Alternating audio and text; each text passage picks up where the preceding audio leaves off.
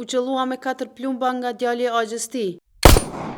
Ky është viktima e vrasjes së mbrëmshme në fshatin Balaj në Ferizaj. Viktima është Brahim Ramusa, ndërsa i dyshuari është një person rreth të 50-tave me inicialet B.R. Ngjarja sipas policisë ka ndodhur rreth orës 19:42, ndërkaq policia rajonale e Ferizajt ka pranuar një informacion se në fshatin Balaj ka ndodhur një rast i vrasjes me armë zjarri. Menjëherë pas marrjes së informatës, në vendin e ngjarjes kanë dalë njësitë të nevojshme të stacionit policor në Ferizaj. Hetuesit kanë kryer ekzaminimin e vendit të ngjarjes dhe të trupit të viktimës, ndërsa janë intervistuar edhe dëshmitarët. Në vendin e ngjarjes janë gjetur 4 gëzhoja, ndërsa në oborin e shtëpisë të dyshuarit është gjetur një armë zjarri pistolet me të cilën dyshohet se është kryer vrasja. Gjatë bastisjes së shtëpisë të dyshuarit janë gjetur dhe konfiskuar gjithashtu një pushk gjahu me 72 fishek dhe një pushk ajrore. Sipas hetimeve fillestare, ngjarja ka ndodhur pas një mosmarrëveshje të mëhershme që kulmoi në ditën kritike me një debat verbal ku i dyshuari nxori